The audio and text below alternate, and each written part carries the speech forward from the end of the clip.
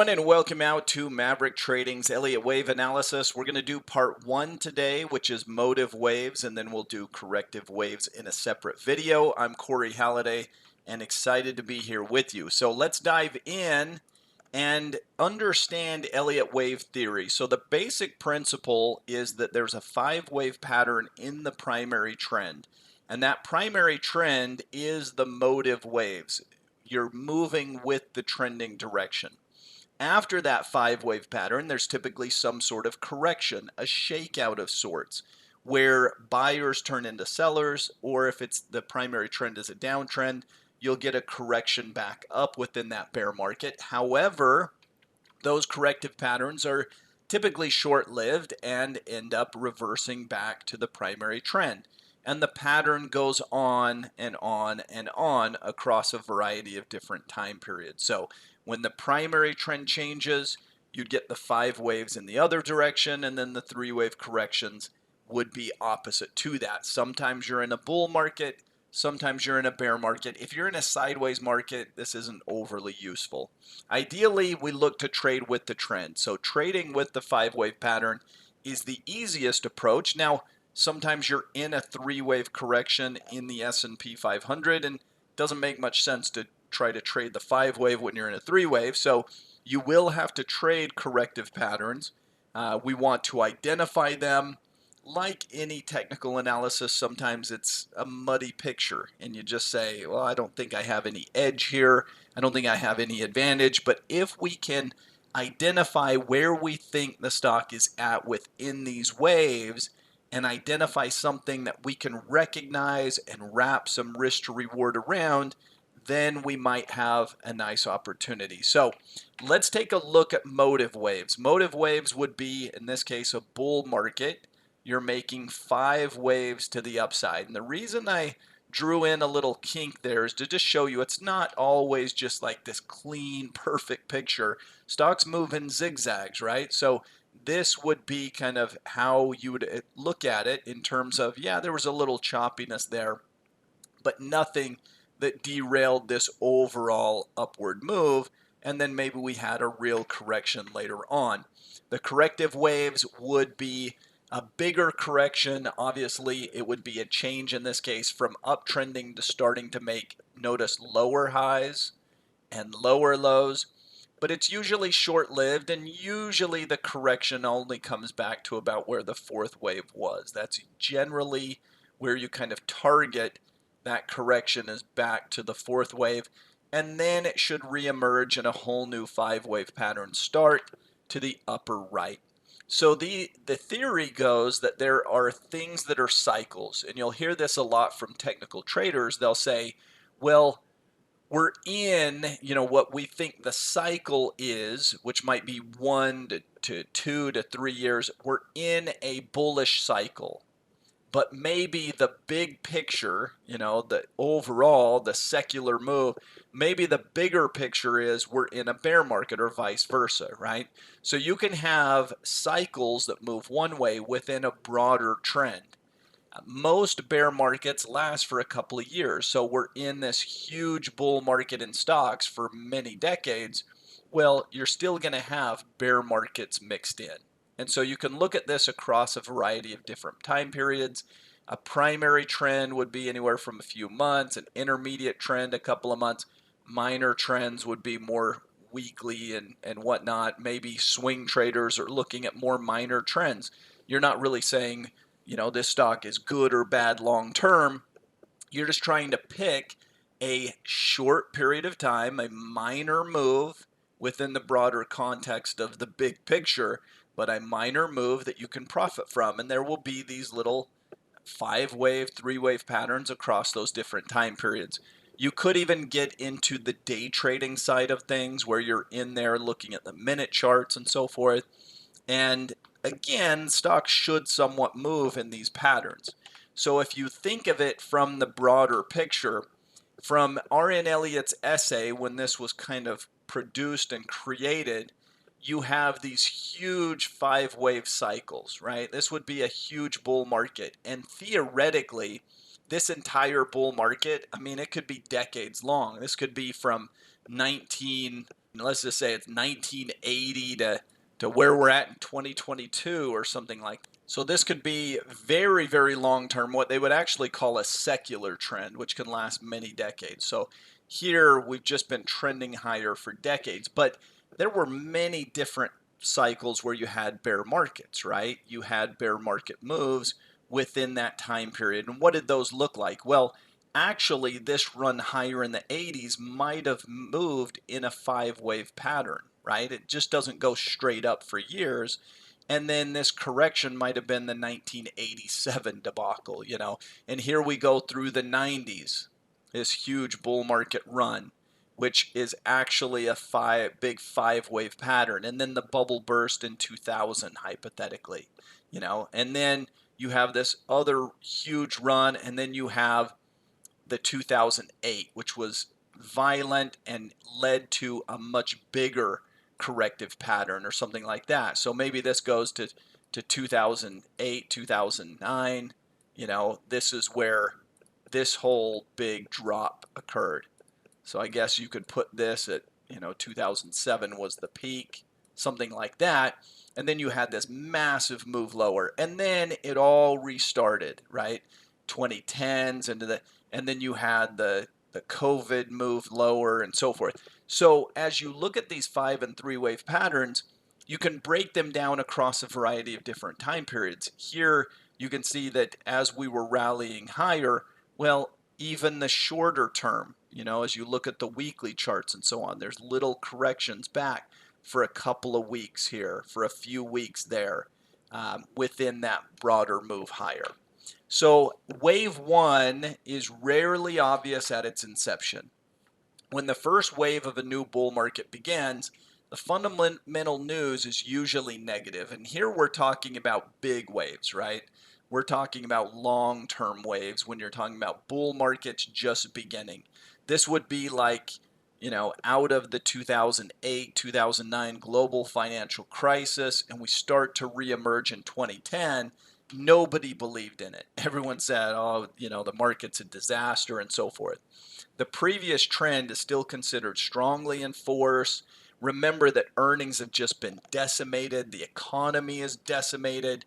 You've been in a bear market. You probably went through an economic recession. Nobody's happy. Nobody's like, oh, pounding the table. The market's so great. Companies are so strong. No, it's downbeat. But that's how new bull markets emerge, is in the midst of all that chaos, they actually come out of that. Sentiment surveys are bearish, put options are in vogue, implied volatility, the VIX is very high because you've been in this bear market environment.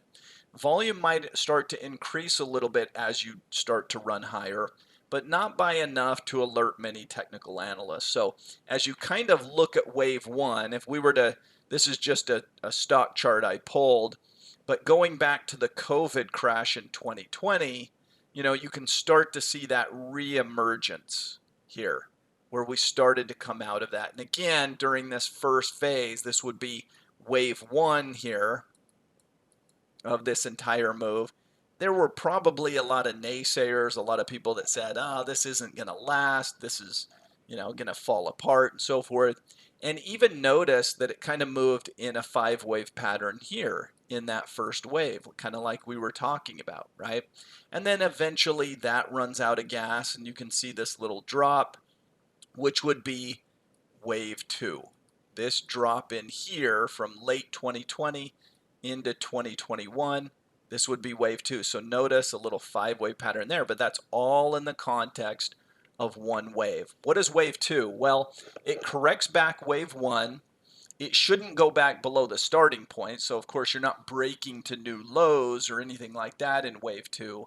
You're just correcting back. So we saw that wave 1 went a lot higher. Well, wave 2 corrected back, but it's nowhere near the starting point. You're not breaking below that or anything. It's just a correction, giving back some of those gains. Even here, the news is still bearish. The news is still bad. Prices, as they come back, people say, uh-oh, here we go again. And they think this is where the next shoe's going to drop. Here is where in wave 2, in this downward phase, they say, This is where we start to fall apart. This is where we're going back to the prior lows, look out below. Some positive signs, though, start to emerge. Usually, volume has been higher on this way up and then gets lighter on this correction. In other words, kind of the where there's smoke, there's fire. There's fire here on the way up. There's really lighter selling pressure and just although people feel bad, there's not that aggressive selling. The selling came in and got washed out in this bear market move. In this particular chart that we're showing, 2020 wiped out everyone and pretty much forced people to sell. Anyone that was willing to sell sold into that debacle, right? So this downward phase is not a reemergence of 2020. Instead, it just doesn't have the same selling pressure. Everyone that wanted to sell got washed out back there.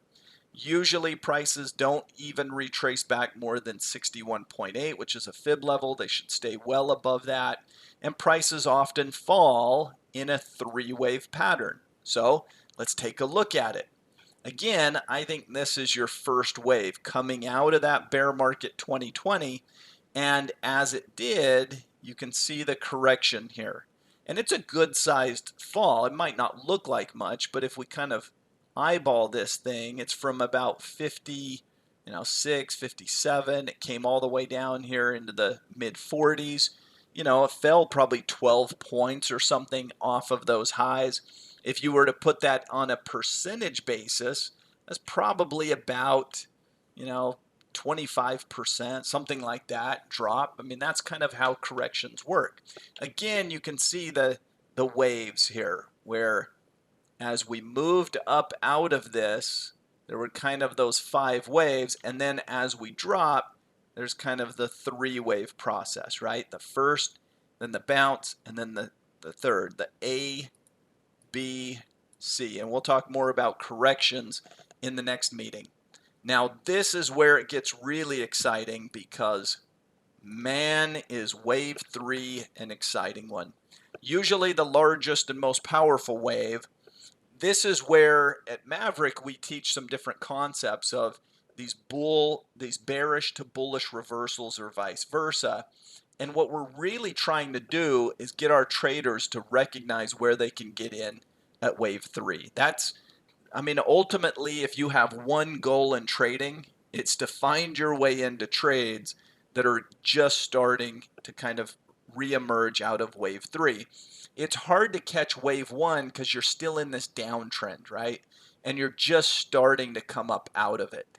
Wave 2 is when everyone freaks out and thinks, oh, here we go again. But really, it's just a fake out. It's a shakeout move. But wave 3 should be very, very tradable. And the good news is largest and most powerful. So there's plenty of opportunity. The only exception is usually in commodity or really high beta names.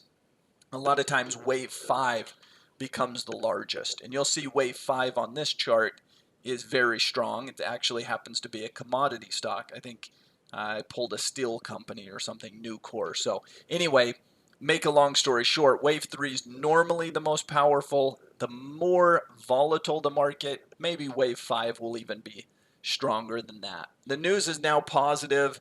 Fundamental analysts are starting to see improvement.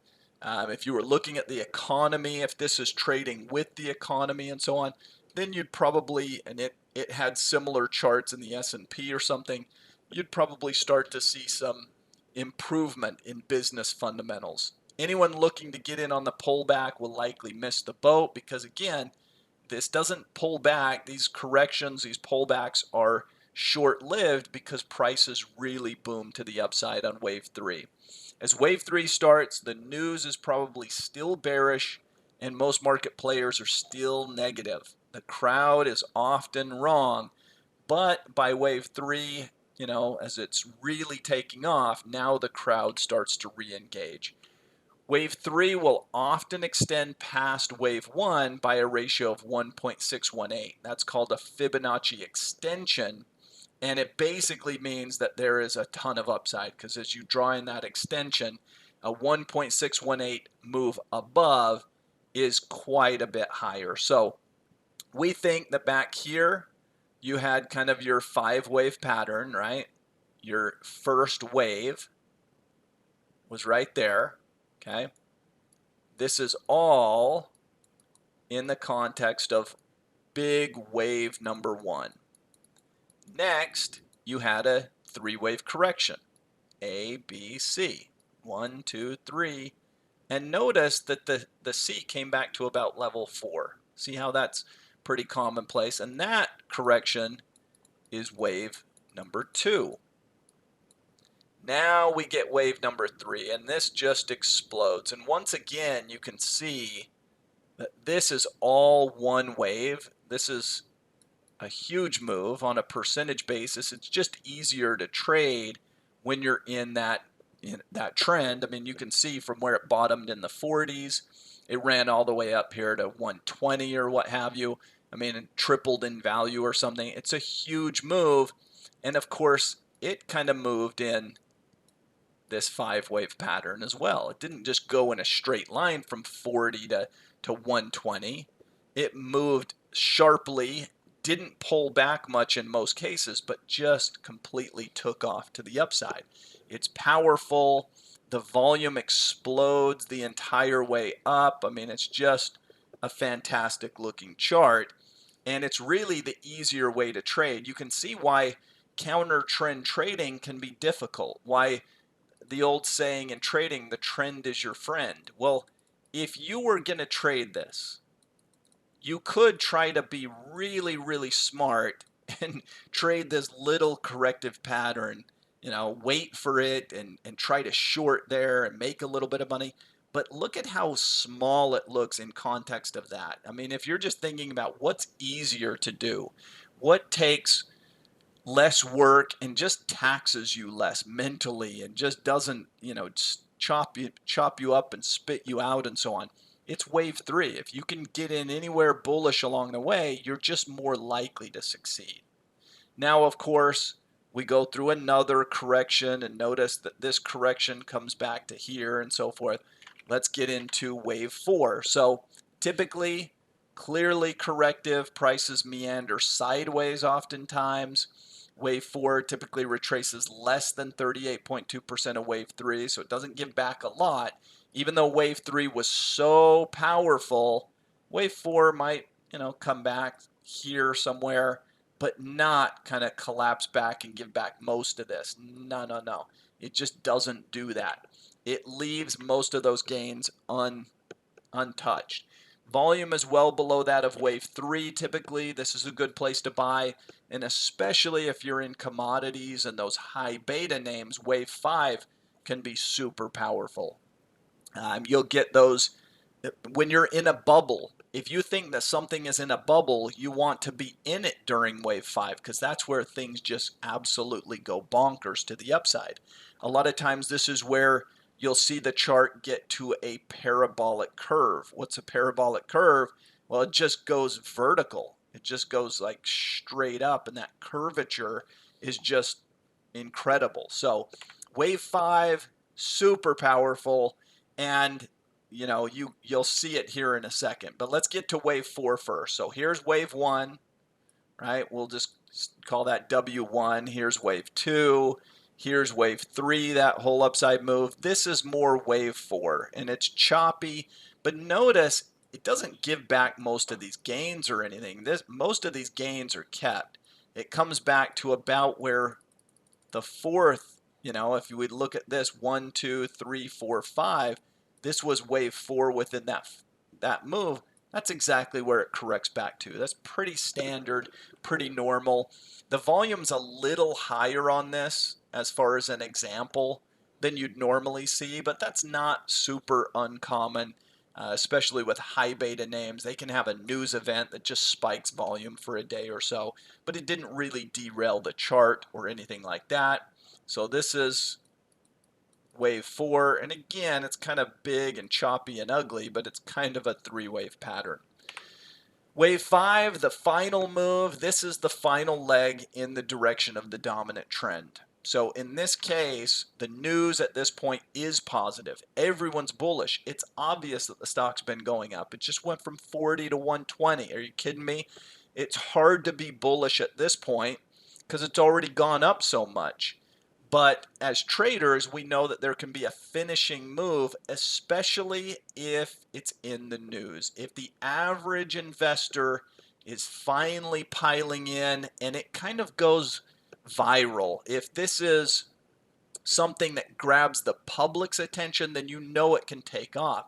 I mean, look at Bitcoin and some of those things that grab the public's attention.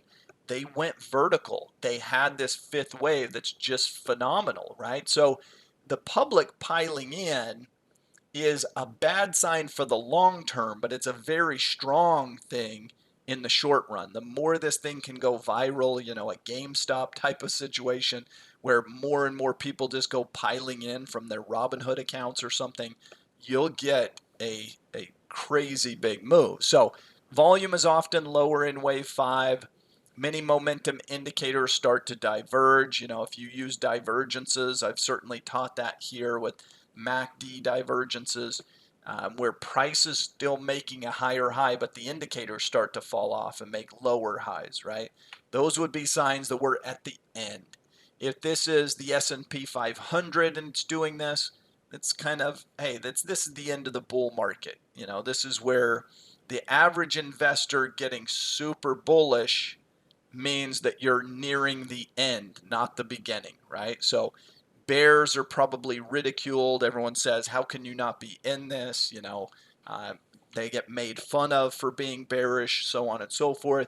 Those things happen at the end of bull markets. Again, let me use an analogy. You think back to Bitcoin when it was just booming, and in the final phases, average investors were piling in. They were talking about it at Thanksgiving dinner, getting mom and dad into some crypto, making fun of other people. They were saying things like, have fun staying poor and all these things. That's what happens at the end of bull market cycles. It's amazing. We've lived through these cycles for hundreds of years, and yet the same thing happens every time. When there's truly a crazy bull market happening and a bubble forming, it will have those same markers, those same indications. The problem is it doesn't. I mean, this fifth wave can last for a while, and it can be super powerful. So if you're going to bet against it, you got to wait for this thing to start to bust. Don't try to pick the top or anything like that. So the fifth wave, again, we kind of move up in this final 5-wave pattern, kind of a 1, 2, 3, 4, 5. But look at how it goes parabolic. Look at how the volume, again, just surges right there at the top. This long upper shadow, that was kind of the end of it all, but it just made this big final finishing move. And so, as I see it, this is wave 1. This is your wave 2 correction. This is a big wave 3. This is your wave 4 correction. And this is your fifth and final wave. And from there, not a surprise that you kind of come collapsing back down. At the end of an extreme bull market run, when bull markets, bubbly, that type of behavior starts to run out of gas, that's often what you will start to see. Now, let's go over and look at a couple of live charts and see if we can make sense of these things in broader markets.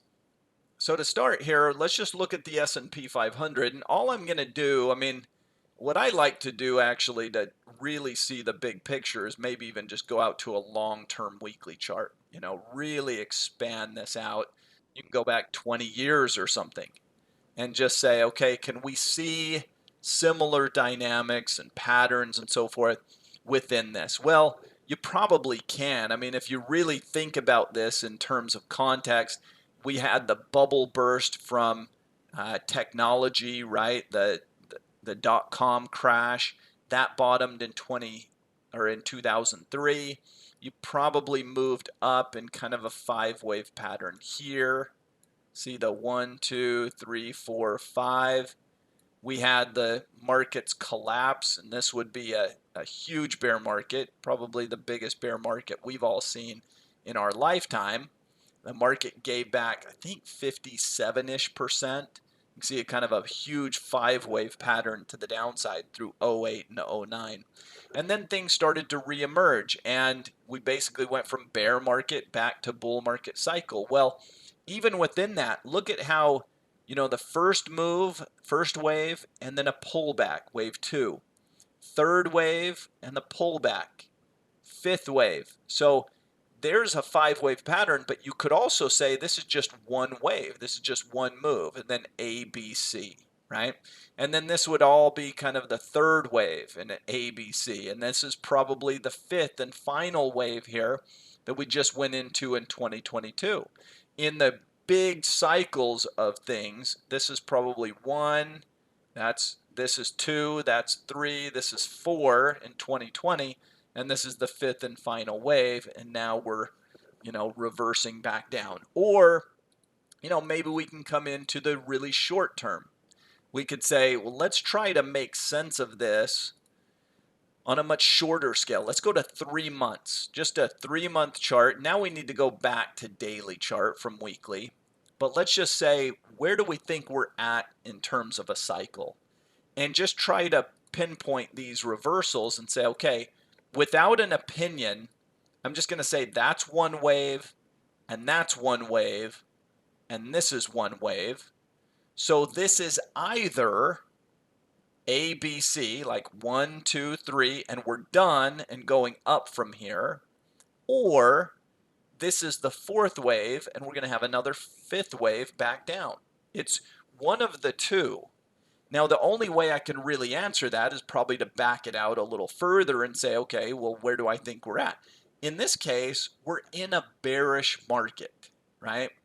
The big picture is bearish. So the 5-wave patterns are more likely to be down than up. See this whole bear market?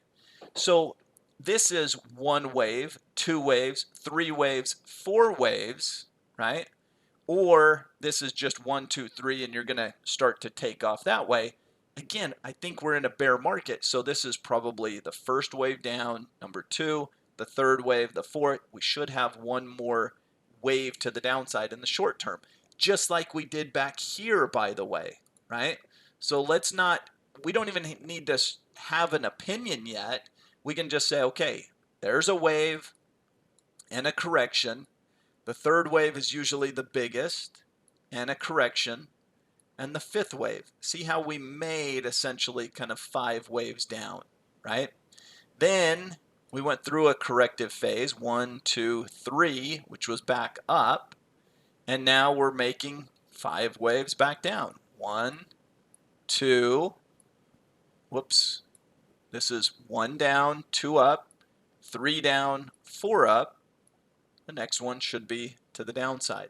Could have done the same thing back here, but we're making now 5-wave patterns down and 3 waves up, which will ultimately keep making lower lows. The reason this went lower than before, well, we're in a bear market.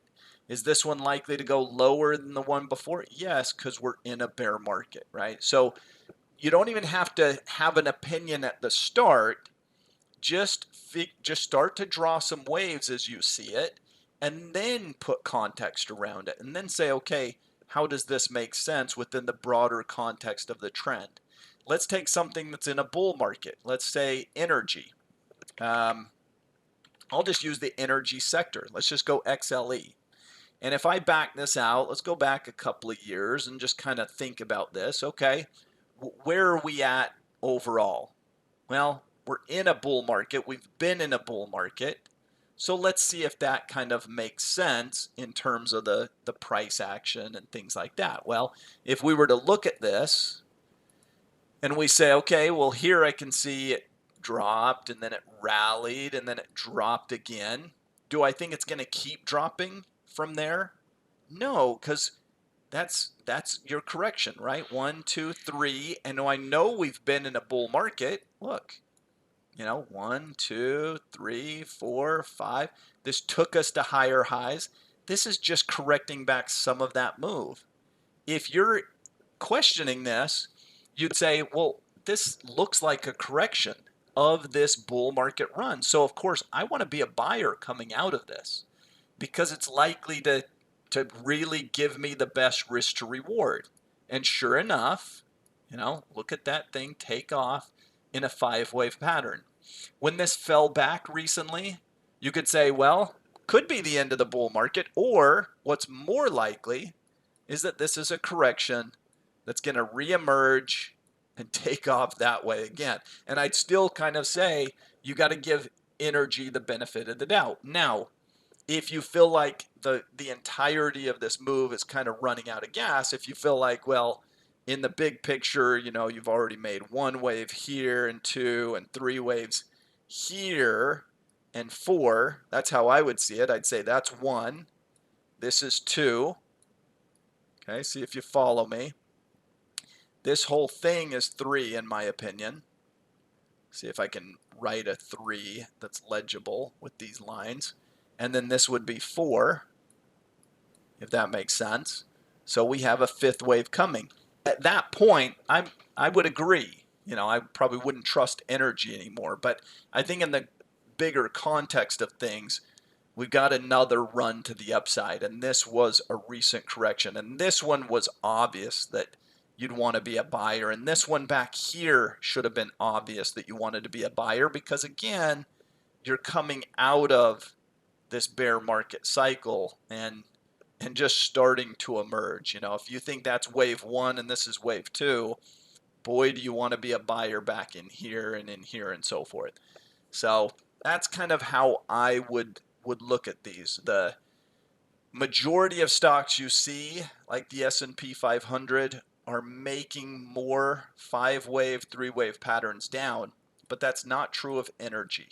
Energy is up probably 50% or something like that year to date, even though the stock market's having one hell of a bad year, So you look at this thing in context, and that's what it's supposed to do, is don't have an opinion and then try to make this fit your opinion.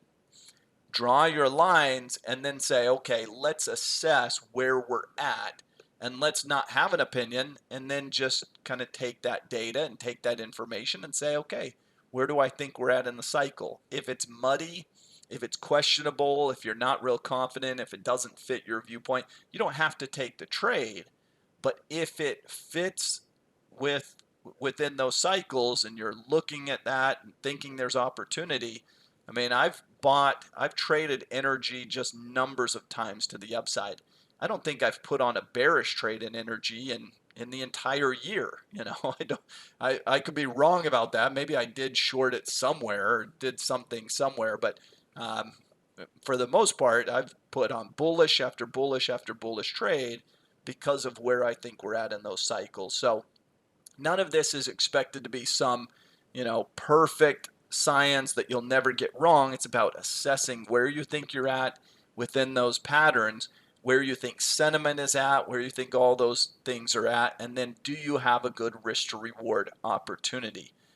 It won't work every single time, but it'll put you on the side of the trends and the side of the momentum that's more likely to help you to succeed. So with that, we'll leave it. Thanks again for watching and enjoying this Elliott Wave Part 1. Follow us on YouTube, click to subscribe, and you'll get these videos as they come out. Visit us at mavericktrading.com for more information on proprietary trading.